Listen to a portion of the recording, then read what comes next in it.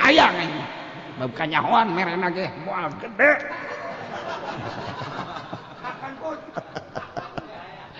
teu beres eta mantep eta lamun geus kos kitu diondang ku sabae siap ceramah ieu naon ngan sakadar baligu anni walau ayat lamun masih kana aya berat kapakur naon si awak si hayang duit jadi imah ge ambalaya kertas tuh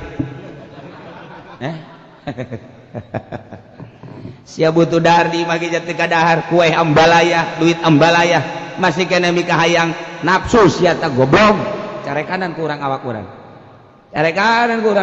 tolol sia ih lain hayu ngagedean amal kunaon hayu kos kitu bae sia termasuk di jumlah ti jelema anu tolol di antara jelema-jelema anu tolol kebeneran nu hadir teh tolol sia raja tolol cak bupati kok jadi kieu tuh ya tah jannatul ma'wa mah hubungan jeung material lain berarti tadi urus besi salah ya urus apa urus biasa ngan ulah hayang jeung ulah kabita jadi mah teu kaharti atuh mal kaharti jeung sia mah ngaji amil gitu kaharti atuh ngomong ngaji ieu urus dunia mah ngan ulah hayang hese ta kos kitu teh atuh hese kos ka anak urus ku urang emang anak urang kewajiban urang aju urang ulah bogoh ka anak manya urang aju bogoh ka anak nak aku cinta padamu nak cak anak teh tolol amat si abah engkau nggak boleh kawin sama siapa-siapa ya engkau abah yang ngurus dari kecil masa mau dikasih orang lain udah kawin sama abah aja kolot bolon urus urang lamun boga kuda urus sebagaimana biasa mistina urus sabasara ngan urang ulah resep kababawa ku kuda artinya kababawa HTT resep anggap kuda eueuh ku bahasit makar ji aya teh boga kuda jangan yang perang udah urus yang perang nah urang kabeneran boga warisan sawah atuh teu diurus salah urus biasa bae diurus jang naon hasilna sabaraha ton jangan bangun masjid ulah didahar ku urang ulah dijual yang masjid beres tangan coba jeleban kos tuh geus pagheulaan nya namanya bu ja meureun di hate eta teh mah geus teh salah orai mah lulu beuteung jannatul ma'wa urang geus bisa kitu geus tenang penting udang illallah la ilaha illallah tenang tanyakeun ka diri urang awak ai sia-sia aya karesep sadaya kana dunia henteu sawah resep henteu telok aya jelema ngadaharan sawah aja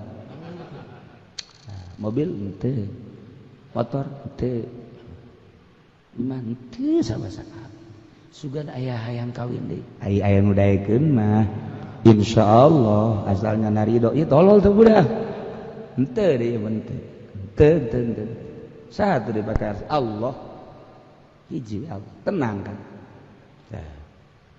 mantap jasa tah nah geus kuari masih keneh butuh ganjaran tama tadi jannatul ma'wa mah di jannatul ma'wa mah ketika orang maca Quran bahasa hurufnya dibayar 10 komomun tamat ya Allah di samping eta lamun ngarti kana maknana bisa 700 sedekah nu mantep kalobakeun sedekah teresep kana ganjaran seakan-akan orang teu butuh kana dunia butuhna kana ganjaran dikeun ka fakir miskin butuhna ganjaran dikeun ka masjid butuhna ganjaran salat tahajud butuh ganjaran yang engke penerangan di jero kuburan ketika kurang poe caang di jero kubur butuh ganjaran intina hayang sorga eta jannatul ma'wa lepas tina benda tapi urang menuju ganjaran kos kitu teh ibadah TK nol gede kakarak leng-leng teh ibadah kos kitu leng-leng teh ibadah kos kitu kuari memperbaiki diri teh Maneh kumaha harta disedekahkeun ijid aing neuleuh harta dikeun sebab harta dunia eta adalah kotor cipah adunya cipah haram awak aing nempel jeung bangke disedekahkeun sugan butuh ganjaran teu hayang ganjaran embung tersentuh ku bangke titik aya maneh eta salat tahajud naon maksud salat tahajud teh perintah ti Gusti Allah mun Kangjeng mah fardu tahajud teh ari jang umat nama sunnah aing mah hayang ngalaksanakeun teh perintah Allah butuh ganjaran teu hayang aing mah ganjaran urusan Allah mah ganjaran teu hayang saeutik-eutik aja urusan di ka sorga jeung di ka nerakakeun urusan Allah teu hayang saeutik-eutik aja titik masyaallah maca Quran geus teh hayang ganjaran sedekah geus teh hayang ganjaran tahajud hayang zikir geus teu hayang ganjaran nah ieu mah geus teu berat ku tadi mah masih kade dipurantengan ku ganjaran moal bisa hiber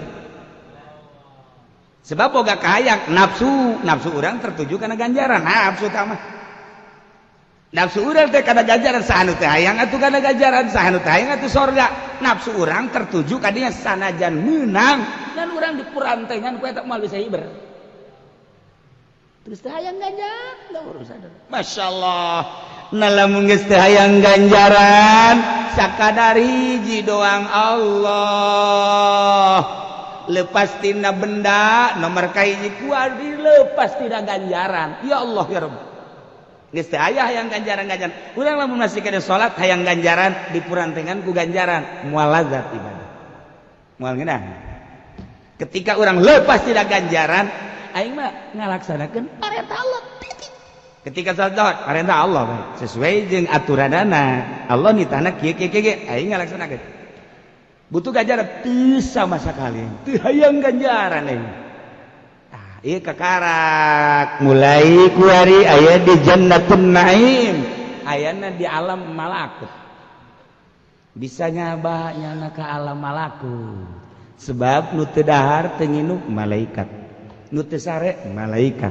anu geus teu hayang nanaon iwati sabbihuna bihamdi maca tasbih la yasunallah ma amarahum nyana mah teu pernah maksiat marentah naon ngalaksanakeun kana ma amarahum naon nu diparentah dilaksanakeun la yasuna teu pernah maksiat sugan hayang ganjaran teu aya malaikat urang geus kos kitu sejajar jeung malaikat dina padak teu hayang ganjaran billahi minasyaitonir rajim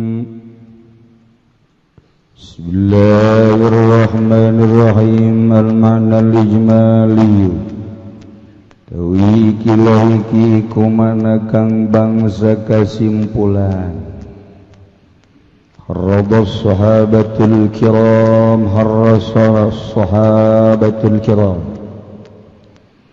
Ar-Rasul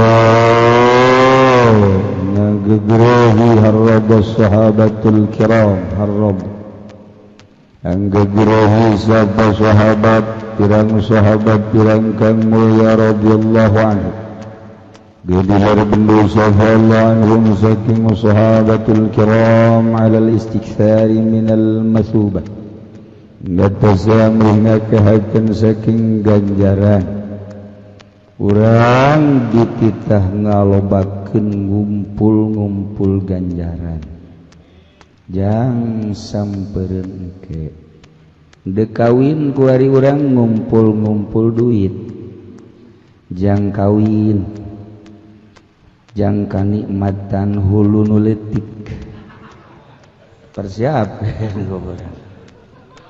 bisi kurang puas dua kabeh hulu nu leutik puas hulu nu luhur puyeng asalul nabiya makanakon ya sahabat an nabiya ing kangjeng nabi sallallahu alaihi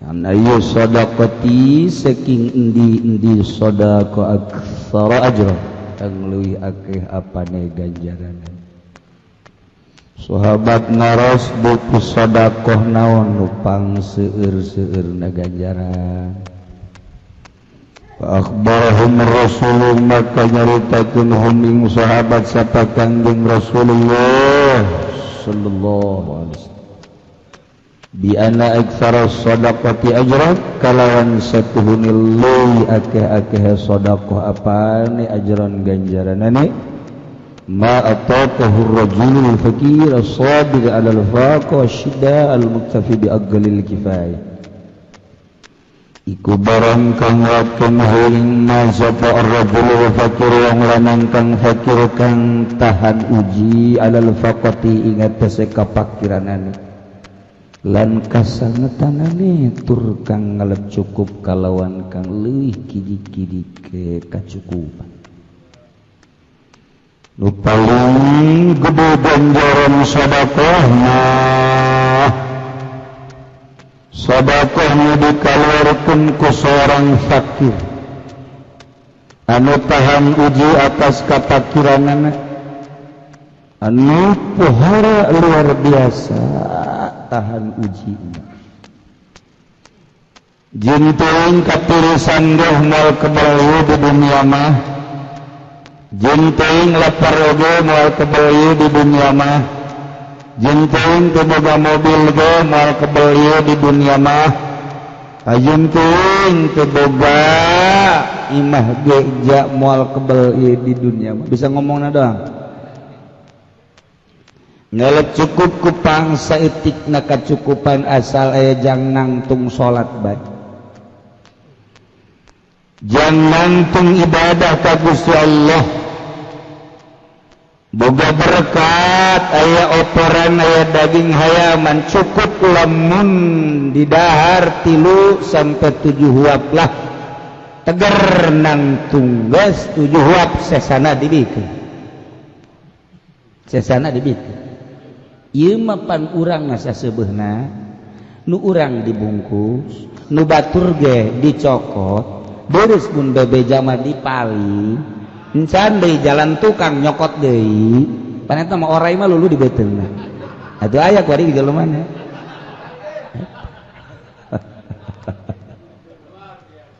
ada kuah geus teu mikiran baturnya mikiran sorangan hendak sakit itu nama kadeleuna jelema orang jero nama orai deres orai ge lamun teu galak orai galak masyaallah kari ye jadi geus lamun ditanya hei ate teh kunaon dibikeun cukup atuh pan isu kan buah datang buah henteu umur ka isuk eta tara pasti kelantaran nyana boga da warisan ti kolotna atuh boga tanah meureun 1000 2000 mah beneran atuh kena jalur gusura menang lah jana 300-400 juta mah geus teu dibawa ka imah langsung we diteundeun ka dealer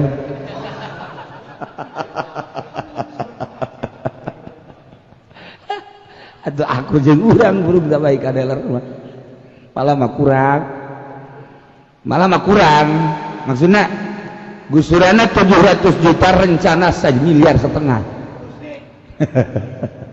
Allah karim urang awak nafsu tenden ke masjid geus teu mawa saeutik-eutik aja Masya Allah datang ka imah pamajikanana juga lain boga Gus urang lain nyokot duit muhun menang sabaraha 400 pada kuari duitna di ka masjidkeun lah alhamdulillah cek pamajikanna pas ka gitu mah geus lah urang ulah nyekel duit ka anterkeun bae kula ka abah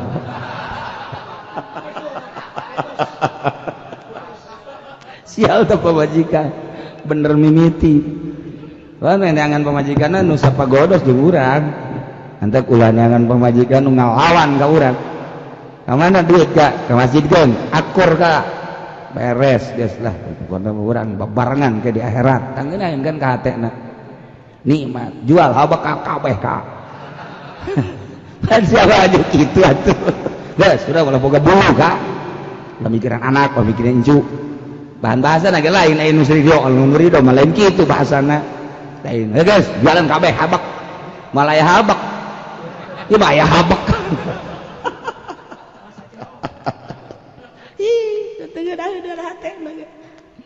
Masya Allah. Nek naon balik ya, itu bae di masjid habek tah. Pan sia baju kateterusan hayang. Duit dikawasjidkeun wayah naik ka aing. Je. Atuh aing di masjid deuk naekan saha? Panitia ku sia tuh ronjangan. Wah, teu beres ya, teu beres ya. Teu beres ya kos kieu jadi kos kieu. Entek kudu akur boga pemajikan teh. Mun teu akur kos ieu teh. Ingin aya akur mah pan, masyaallah. Neng, kamari lain aya berkat mulut, mohon, bukan? Aja keneh aya bagikeun teh ka budak. Emang endeup. Kan gini ini urang. Emang endeup ngan keur dihanet-haneteun tuh. Ieu mah datang ka dijadikeun cangkaruk pan. Berarti kan dijadikeun cangkaruk mah dibagikeun eta nu pelit eta. Nyin cangkaruk teh pelit. Berarti lain bagikeun ka budak. Dipoe. Kana teh dieun cangkaruk. Masyaallah. Teu meunang ku kotok-kotok aja.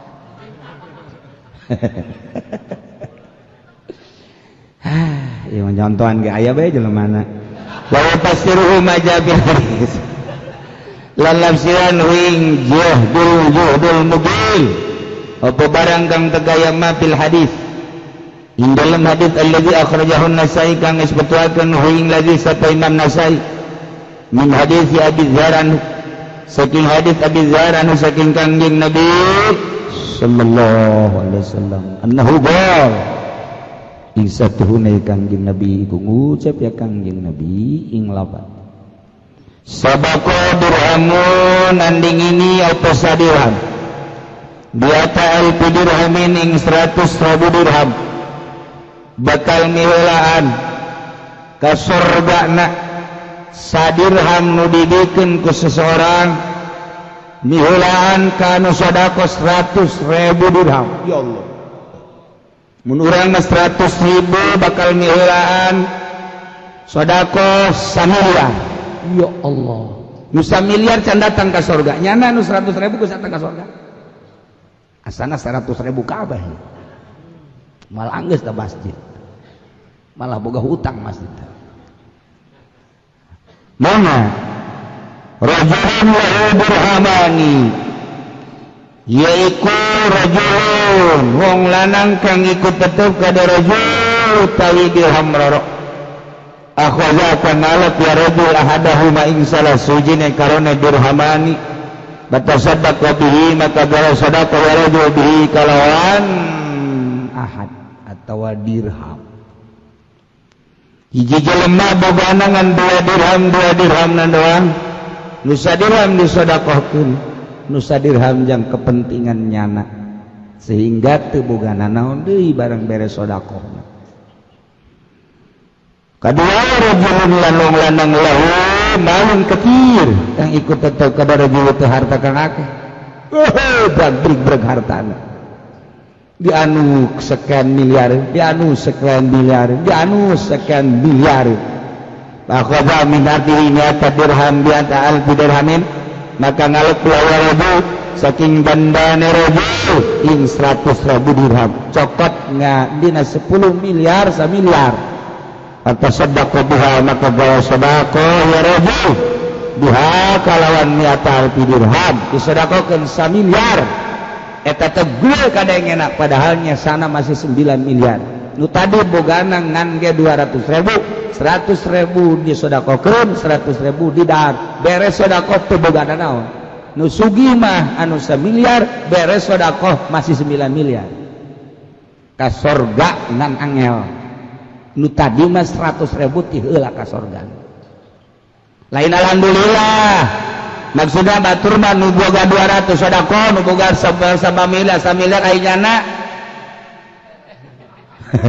eta di pikiran ge aing nu di mana ieu inu kanu lobang teu kanu saeutik teu nah ieu mah ngagejebur iya ka surga mah ka surga dibalangkeun tapi ka surga ku malaikat pleng kurang tanaga malaikat ragag oge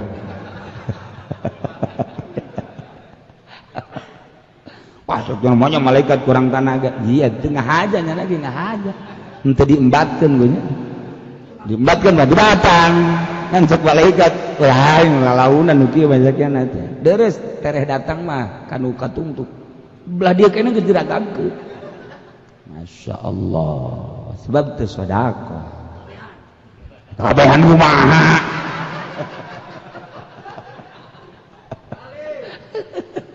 aduh pajar kabehan mah teu masing-masing.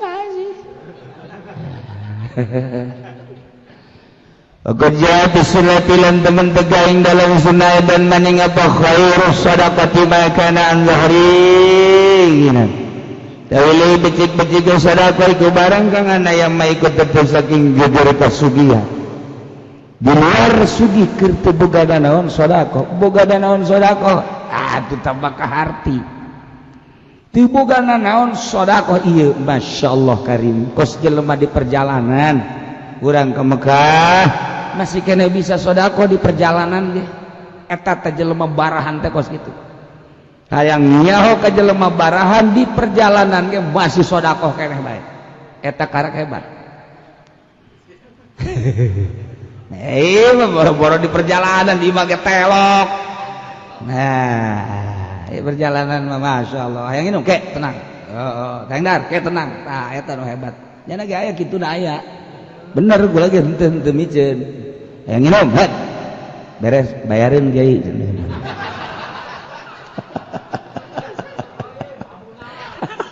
lain abun awas pelit tawa aduh ai daekna mah aya sakituna mah ngan bona dipasrahkeun ka urang bon ya Allah tah ngaranna pinter kodek horeng sugan teh mah bager horengnya na ge dek milu di urang ada melina duanya kiai jangan kula hiji jangan kiai hiji pajar keraman di jana duit bon nanti di ka urang jadi nyana milu kos lain milu kos lain milu nipu kan teman begitu ngaran wah jamu dari hadisan lalu tawi ngajamu ing dalam antaran hadis roro bagian usul fikih mah aya jamu lidat kita nakudi karena arah norak silih lawan iku anda zalik satuhune mangkono hadis iku satuhune mangkono jamu iku yaktalipun dari mabeda zalik bikhtilati ahwalin nas kalawan narima beda-beda pirang-pirang tinggal manusia apana yusron sugihe wa usron lan miskin wa niatan lan niate wa ikhlason lan ikhlas jadi panjang ya lamun diuraykeun hadis bab ayat 2 tentang pembahasan nu berlawanan maka dijamu untuk daf'it tanaqud panjang mun dibahas atalilul labzi wallahu a'lam bissawab.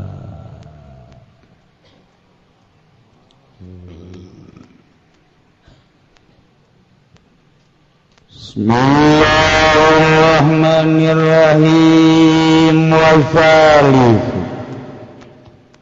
tawi kang kaping telune iku al-jannatu fi alamil jabarut iku surga ing dalam alam jabarut wa lan utawa jannatul firdaus iku surga firdaus wa hadhihi maka utawi ikilah iki jannat ni'amul jisman pirang-pirang nikmat kang bangsa jisim fala yasilul jismu ila alam maka oranana tepung apa jisim maring alam jisim illa bisalasati ulumin angin kalawan telu pirang-pirang ilmu wahya lan utawiya salasa asy-syari'atu iku syariat والطريقة لن طريقة والمعرفة لن معرفة كما قال عليه السلام kaya oleh ngadaw Kanjeng Nabi tetep ingat Kanjeng Nabi utai kasalamatan ngucap-ngucap ing lapad al hikmatul jami' utawi hikmah kang ngumpulkeun iku ma'rifatul haqqi wal amalu biha wa ruhi Allah lan ngamalkeun biha kalawan ma'rifatul haqq wa ma'rifatul batil wa tarku lan ngaweruhi batil lan ninggal batil. Kama qala alaihi salam lan kaya Allah mabawa kanjing Nabi ku tetep ingat kanjing Nabi teh kasalamatan. Pujian labat Allahumma arinal haqqa haqqan warzuqna ittiba'ah wa arinal batila batilan warzuqna ijtinabah. Ya Allah muga ningalikeun tuana ingsun sadaing hak haqqan kalawan hak temenan warzuqna kalawan ningalikeun kang bener warzuqna lan muga ngarizkian tuana ingsun sadaing anu ting hak wa arinal batila batilan lan muga ningalikeun tuana ingsun sadaing batil batilan ing batil al haqqo taiga ing hak warzuqna tinabah lan muga ngarizkian tuana ingsun saing ngadohi batil. Allahumma arinal haqqa haqqan ya Allah muga ningalikeun tuana ingsun saing hak ing hak warzuqna ittiba'ah wa arinal batila batilan warzuqna tinabah.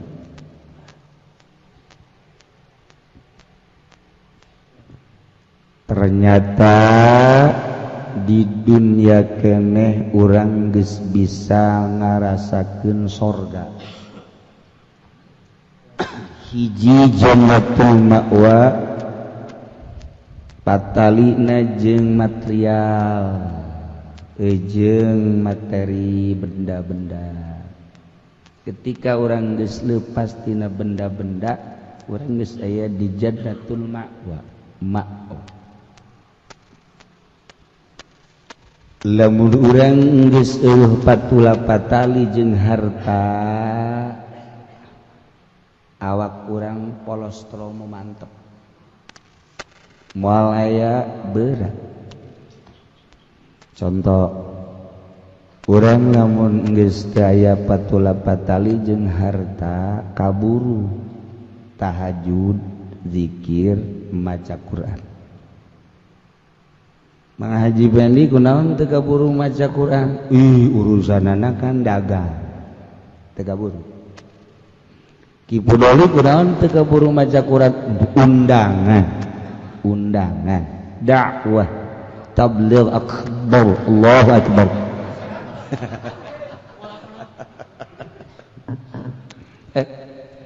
Haji Firdaus kunaon teu kaburu maca Quran? Cor kurang sasenti tuh. Habib kunaon ieu nu mantak henteu kaburu maca Quran? Jahe aya yang nu bahenol gangguan Masya Allah. Lepas orang tidinya set hubungan tolak tuki salah aing nolak kasiat tilu beres dunia kurang ditolak tilu bain kubro geus teu bisa dirujuk kecuali muhalil. Haji Pendi cek ada dek di muhalilan bae dek rujuk deui ieu keur carita jannatul ma'wa merenah hirup. Wai kitu bacana urang ulah bergaul jeung jelema carekan ku Allah. Ai itu nu teu bisa nuduh nu kumaha. Ari itu anu salah muamalahna teu kumaha. Sedengkeun maneh tampen dibere ilmu ku Gusti Allah. Ai Gusti Allah mere ilmu teh kapan cenah balighu an andi walau ayah. Duraka sia.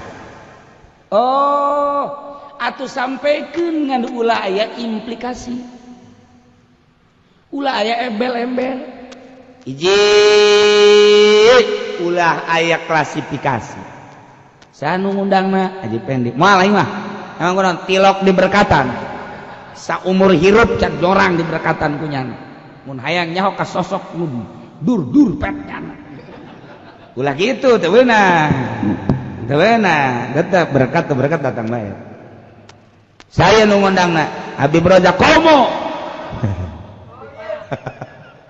saya ngondangna Pak Anu ulah waya datang bae sanajan diondang ku bupati ngondang datang aing teu maksud aing mah kana pamerena teu aing mah endek pidato dek ceramah dek pituturan nu aya di dinya saha bae makhluk baik pemerintah maupun masyarakat biasa termasuk bupati titik beres geus beres selama ulah sasalaman acan beusi anu mere teu hayang nya bukan nyahoan merena ge moal gede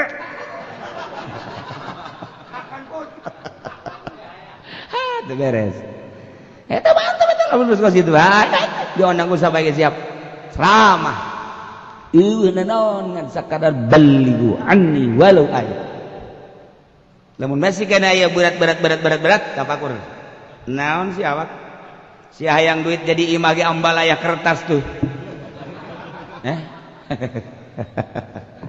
sia butuh dahar di imah ge jati kadahar kue ambalaya duit ambalaya masih kana mika hayang nafsu sia ta goblok carekanan kurang awak kurang tolol sia ye lain hayu ngagedean amal kunaon hayu kos kitu bae sia termasuk di jumlah ti jelema anu tolol di antara jelema-jelema anu tolol kebeneran nu hadir teh tolol sia raja tolol cak bupati kok jadi kieu tuh ya tah jannatul ma'wa hubungan jeung material lain berarti tadi urus besi salah ya urus apa urus biasa ngan ulah hayang jeung ulah kabita jadi mah teu kaharti atuh mal kaharti jeung sia mah ngaji amil gitu kaharti atuh komo ngaji ieu urus dunia mah ngan ulah hayang hese ta kos kitu teh atuh hese kos ka anak urus ku urang emang anak urang kewajiban urang aju urang ulah bogoh ka anak manya urang aju bogoh ka anak nak aku cinta padamu nak cak anak teh tolol amat si abah engkau nggak boleh kawin sama siapa-siapa ya engkau abah yang ngurus dari kecil masa mau dikasih orang lain udah kawin sama abah aja kolot bolon urus urang lamun boga kuda urus sebagaimana biasa mistina urus bahasa dengan urang ulah resep kababawa ku kuda artinya kababawa HTT resep anggap kuda eueuh ku bahasit makar ji aya teh boga kuda jangan yang perang kuda urus yang perang nah urang kabeneran boga warisan sawah atuh teu diurus salah urus biasa bae diurus jang naon hasilna sabaraha ton jangan bangun masjid ulah didahar ku urang ulah dijual di masjid beres tangan coba jeleban ongkos tuh geus pagheulaan nya menyebut ya meureun di hate eta teh mah geus teu salah orai mah lulu beuteung jannatul ma'wa urang geus bisa kitu geus tenang penting udang illallah la ilaha illallah tenang tanyakeun ka diri urang awak ai sia-sia aya karesep sadaya kana dunia henteu sawah resep henteu telok aya jelema ngadaharan sawah aja mobil henteu motor henteu imah henteu sama-sama sugan aya hayang kawin deui aya nu daekeun mah insyaallah asalnya narido ieu tolol teh budak henteu deui henteu saha teu dipake Allah hiji Allah tenang kan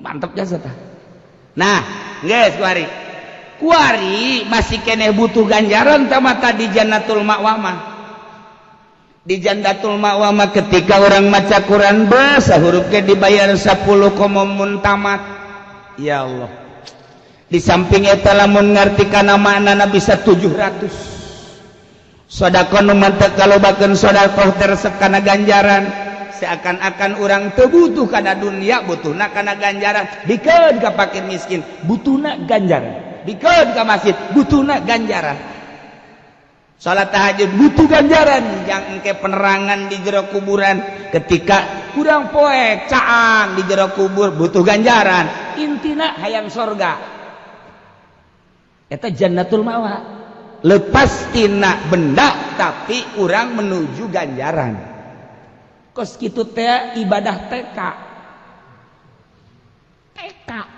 nol gede kakarak leng-leng teh ibadah kos kitu leng-leng teh ibadah kos kitu kuari memperbaiki diri teh maneh kunaon harta disedekahkeun ijid aing neuleuh harta bikeun sebab harta dunia eta adalah kotor cipah adunya cipah haram awak aing nempel jeung bangke disedekahkeun sugan butuh ganjaran teu hayang ganjaran embung tersentuh ku bangke titik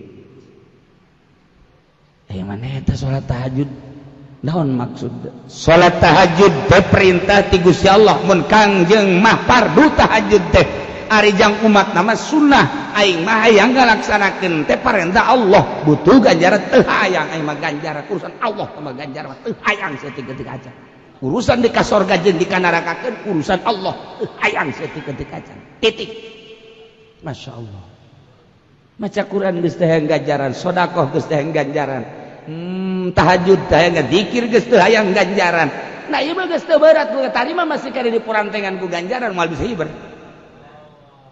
sebab boga kahayang nafsu urang tertuju kana ganjaran nafsu tah mah nafsu urang teh kana ganjaran sahanu teh hayang atuh kana ganjaran sahanu teh hayang atuh sorga nafsu urang tertuju ka dinya sanajan meunang dan urang dipurantengan ku eta moal bisa hiber terus teh hayang ganjaran da urusan Masya Allah nah lamun geus teh hayang ganjaran sakadar hiji doang Allah lepas tina benda nomor kahiji kuari lepas tina ganjaran ya Allah ya Rabb geus teh aya hayang ganjaran urang lamun masih kade salat hayang ganjaran dipurantengan ku ganjaran moal lazat ibadah moal ngeunah ketika urang lepas tina ganjaran aing mah ngalaksanakeun parentah Allah titik ketika salat parentah Allah bae sesuai jeung aturanana Allah nitana kieu aing ngalaksanakeun butuh ganjaran teu sama sakali teu hayang ganjaran aing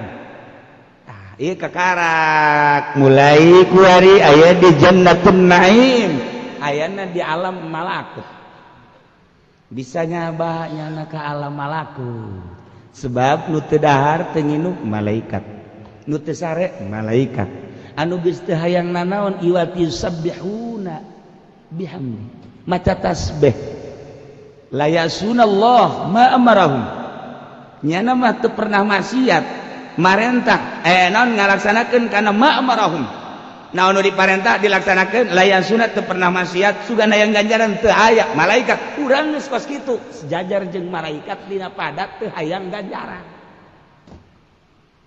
mulai urang bisa diangkat aing aya di mana ieu Haji Pendi ge osok kitu aing aya di mana ieu horenganan eukeur aya di Ranca Pondok ngalamun tinggal ngagejeburkeun maneh stres teh mah di malai teh kikian mata di mana ieu lain ieu deudeulan lain dedengnya lain dibere hijab ku Allah ketika urang ngurusan awak nu kadeuleu awak jeleba sehat tah gering tah sebab urangna ngurusan awak budak bantu bagus tah awakna budak bagus berarti dokter lantaran ngurusan awak bae nyana teh selalu menilai jurusan awak bae gering tah katebak gering anu tah sehat tah anu tah makanana anu sebab nu diurusan awak urang ge sarua ketika urang kuari ngurusan roh bae awak geus teh diurusan dumantak buuk geus teu kaurus panjang geus teh diurusan nya mah dahar di nu loba jelema ge terus bae geus teh urusan awak deuk mandi deuk henteu deuk kumaha deuk bagus henteu teh urusan makana eta mah sabodoh nya mah geus teh urusan awak hiji bae roh ketika nyana ngurusan roh bakal nyaho ka roh-roh anu aya sekitar gering teh budak roh bagus teh budak roh anu teh bakal nyaho nyana nu babarengan jeung nyana ketika nyana tek di alam nu eta kaparanggih roh-roh mantap wali jauhan sia teh wali kapanggih ku aing di alam itu henteu kacolongan sadajan wawalianan ku ari aya lain mah teu senyum bae ngan henteu bisa nyebutkeun lain wali sia mah teu bisa antepkeun bae antepkeun nyaho jajaran ka hiji jajaran ka dua jajaran ka tilu jajaran ka sesuai jeung derajat-derajat wali Allah nyana nyahoeun sebab nyana aya di jajaran mana ketika kutubna komo lamun kutub nyahoeun sia aya jajaran eta ketika orang lain kutub urang aya jajaran mana nukoba nujaba Eropa asoib urang sejajar jeung di makom urang nyaho urang ka kutub teh nyaho kutub wali teh eta sebab ketika kumpulan di alam itu ja pemimpinna emang bisa kos gitu sebab nyana garendeng jeung Kangjeng Rasul di alam itu teh garendeng jeung Kangjeng Rasul urang teh di bawah di jajaran mana urang ka hiji kadua katilu nah kos kitulah jelema lamun geus ngurusan roh atuh moal mama Sobari bisa neuleuh roh Mama Ilyas keur ngaji kieu innalillahi wa inna ilaihi rajiun enon mama roh Mama Ilyas naik ke langit maut bisa kadeuleur roh ya Allah ya Rabbi atuh Haji Pendi ge bisa deuleur kuntilanak bawa mantep tah ge atuh sakitu ge ai jeung bangsana mah atuh sajajar jana jeung nyana deui atuh jurig jeung jurig deui nyana empung sorangan aya kabehan bae atuh ayahna bae keur sorangan tuh kan nah iyalah dunia kewalian eta aya di alam malakut ketika wasalisu al-jannatu fi alamil jabarut wa hiya jannatul firdaus ieu mah geus datang ka alam tauhid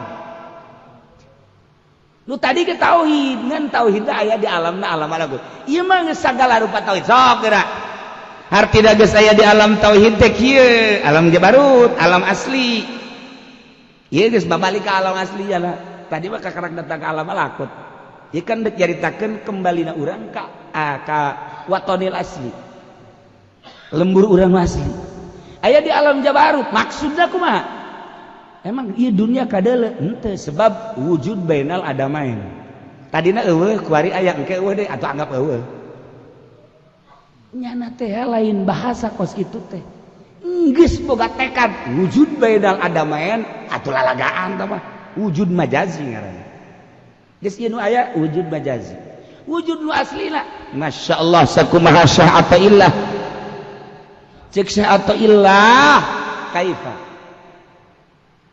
kumaha masih keneh butuh kana dalil jang ngaayakeun Allah sedengkeun Allah mah leuwih ti heula ayana masa kudu didalilan ku dada melanan jelema lamun masih keneh ngadalilan Allah make dalil dada melanana cek syahata illah neraka eta mah geus teu kuat pada urang datang ka dinya atuh urang mah kakara ge gaji datang ka dinya pan Allah aya dalilna aya dada melanana di antara dada melana Haji Pendi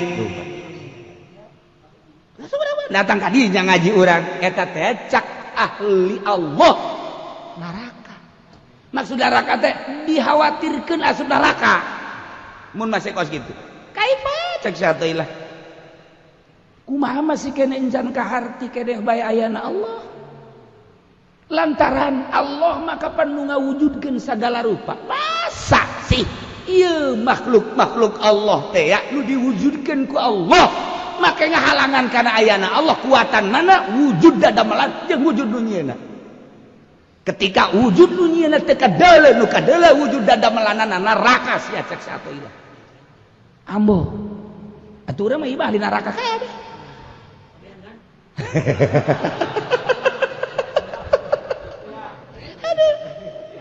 maksudna khawatir ka neraka masa sih cek satu ilah masih keneh teu kadeuleu wujud Allah jeung teu karasa padahal Allah teh kan aya apakah memerlukan langkah-langkah jang ka Allah teu kudu ka Allah teu kudu perlu langkah emang deuk boga urang nu aya di Bandung kudu ngalengkah kudu Lembang emang deuk bos nu aya di Jakarta kudu ngalengkah kudu Lembang Allah mah tidak memerlukan jejak untuk melangkah mendekati Allah aya kota kadeuleu eta lah neraka sih nah ketika urang geus datang ke perasaan eta la maujuda illallah nu mah wujud ternyata iwal ti Allah. Mana atuh nu wujud? Nyaritakeun dunia wujud ya wujudna ciptaan Allah mending Allahna. Nyaritakeun Allah jauh puguh urang gerak digerakeun ku Allah atuh mending ka Allah. Nyaritakeun teu kadale lantaran urangna ngopenan jasad bae teu pernah ngopenan roh. Ketika ku urang diopenan diurus nu kadele ma fi jubati illallah. Naon di jubah ku mah kecuali Allah. Mun ditanya naon eta Allah, naon eta Allah, naon eta Allah. Ngaranna tauhid. Satu. Make jeung teu kaharti ayana Allah jeung make jeung teu kaharti deukeut da Allah. Sementara Allah teh anu Maha Esa. Anu eueuh wujud segala rupa. Mun eueuh nu ngawujudkeun. Sedangkan nu ngawujudkeun teh kan Gusti Allah. Masa sih nu Maha Esa eleh ku wujud-wujud dadamelanana. Cek atuh ilah teu kaharti. Sebab naon? Geus aya di alam Jabarut. Geus kelantaran atuh geus aya ya Allah itu Allah, ya Allah itu Allah, ya Allah itu Allah, ya Allah. Nah, hiji doang Allah. Berarti geus karasa innallaha ma'ana. Sakumaha kangjeng di luhur gunung la tahzan innallaha ma'ana. Teger kanjeng Nabi sebab bareng jeung nu nyieuna. Bareng nu ciptakeunana. Nah, di dinya lah nyana geus aya dina makom tauhid alam Jabarut. Atuh kuari mah Allah teh hayang deukeut dideukeutkeun ku manehanna. Cek Gusti Allah Muhammad yap gerak ka dieu nurunkeun buruk. Eta basa kadar supaya kaharti ku urang bahwa kanjing aya di alam eta. Taekeun Jibril, taekeun berangkat sakijep minal Masjidil Haram ilal Masjidil Aqsa sakijep. Di alam nu mana jalan alam nu ieu mah ngabutuhkeun lila. Meureun kudu dikombongan heula kudana. Atuh henteu set datang. Jidinya yap ka dieu cak Gusti Allah. Eta mah sakadar contoh padahal teu kudu kikituana. Sakadar contoh saat naik Sidratil Muntaha. Duh cak malaikat Jibril geus lain alam kula. Milu bae, milu cak anjeun banyak ti awal milu datang ka dieu henteu cak malaikat Jibril. Lamun kula ngalengka salengka ajur kula. La uhraku. Niscaya kula kabaleun. Nyangakeun atuh cak Kangjeng Nabi hampura Jibril berarti luhuran kanjeng jeung malaikat Jibril. Matak afdalul makhluqat hatta malaikat. Naik kanjeng aya di alam nu hese dicaritakeunana. Masyaallah karim. Nah kos kitulah eta teh alam nu aya bisa awak jeung rohna berangkat, bisa rohna doang. Dua rupa. Engke dibahal dibakas dihadap. Imbaroh jeung awakna cara kangjeng Nabi Musa alaihissalam di Gunung Tursina. Set bukakeun hijab. La. Ya Allah ya Rabb. Wa matilka biyaminika ya Musa. Naon anu aya di leungeun anjeun? Hiya asaya tawakkau biha wa ahushu biha wa fiha ma'aribu ukhra. Loba amat jawabna jeung Allah. Aing mah nanya ge naon aya di leungeun sia? Ku nikmat Gusti, abdi ditanya ku Gusti hayang terus bae ngomong. Kos urang ditanya ku kabogoh. Sareng sa nyalira bae bu ti ditu mah ieu teh jam sakitu ajur rada macet, masyaallah, rada kahujanan saeutik teu kaburu meulina naon nek. Wah, keberebet bae tah. Kunaon eta nikmat neuleuh gerak bibirna ya Karim. Masyaallah. Tuh aju ka ping-ping bae. Rosa tamah tuh. Lanjut. Udah ngobrol ya jeung bos, ngeunaheun sebab pasti aya sesuatu. Ngobrol urang jeung Haji Pendi sebel. Kaju hayang irisan bae. Wa matilka bi yaminika ya Musa. Naon bae deungeun. Woi. Iya asoi cukup padahal. Iya asoi. Maka teu kudu make iya asoi. Ieu teh tungkeun abdi. Cukup sakitu tapi panjang aja Nabi Musa jawab. Iya asoi atawa kaubiha ieu teh tungked abdi jang paranti tetekeun wa ahusyu fiha jang paranti ngageureungkeun hewan-hewan wa fiha ma'aribu ukhra jeung aya kepentingan-kepentingan nu seje. Wah panjang nikmat. Tadi bukakeun hijab blak awak jeung rohna Kangjeng Nabi Musa di Jabal di Sinai. Aya nu rohna doang Tuan Syabdul Qadir. Tuan Syabdul Qadir teh langsung ka langit rohna dong awak nama di imah. Kos urang teh awakna makan di imah, hatena makan aya di mall. Aya nukur di mana deui? Hayu deui ngomong si atuh sakumaha perasaan sia bae. Tergantung karesep-karesep mah. Nah, iyalah Jannatul Firdaus. Geus serba tauhid.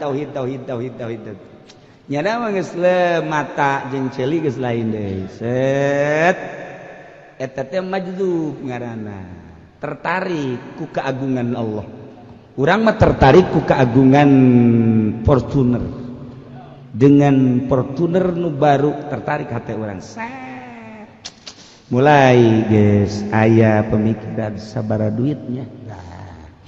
Kauji tante mun nu di imah dijual jeung eta-eta mulai mun kurang kongkorong pamajikan kajual moal ya katarik tah ku Fortuner urang mah katarikna majzub kudunya urang ge majzub juri tah ieu mah katarik ku keagungan Allah sehingga pohoanin hidayahna majzub urang dina katauhidan ialah alam jabarut jannatul firdaus wa hiya ni'amul jisman fala yasilul jismu ila alamihi mual datang jisim kana alamna ila bisalasati ulumin kecuali kutilu ilmu hiji syariat kudu ngadapang heula di pondok pesantren nganyahokeun syariat bag-bagan wudu berikut caina bag-bagan salat berikut syarat-syarat bag-bagan puasa zakat haji muamalah 3 4 hiji ubudiyah 2 muamalah 3 munakahat 4 cinaya kuasai heula ku urang Fathul Muin di otak urang syariat supaya ketika orang salat aya cai setetetetet eueuh cai wudu tayamum teu kudu nanyakeun ka sasaha. Masya Allah naik kapal tak waktu salat dihormati lagi Allahu Akbar teu kudu nanya-nanyakeun ya Allah ya Rabbi geus teu kudu geus teu butuh ka tanda-tanda nanya ka batur ieu mah nanya aya Jumat di Jakarta eta demo saatan teu nah jauh kan mantap ki podoli teu nanya sebab teu salat ngaluhuran nu ali nya mah tuh nah ieu syariat teh lah mulai syariat diberangkatkan ke Allah make perjalanan khusus thariqah make cara-cara tersendiri kade ieu anu kudu ieu nu ulah ieu nu kudu dilaksanakeun ieu nu ulah awas larangan-laranganna oke berangkat thariqah menuju ma'rifatullah Allah teh nunggu Allah mah halang antara urang jeung Allah urang nu kahalangan ka Allah. Apakah Allah tendelekeun ka orang per detik terus teuleut? Apakah teu ngadengekeun ka urang? Ngadengekeun. Apa teu nganyahokeun ka urang? Nganyahokeun. Urangna anu membatasi diri antara urang ka Allah. Uranglah anu berupaya supaya batas-batas eta eueuh, supaya hijab-hijab eta eueuh, terserah urang, endek moal. Hayu geura. Dibere nafsu urang. Nah, menuju ma'rifatullah wa rasuluh. Syariatna geus aya.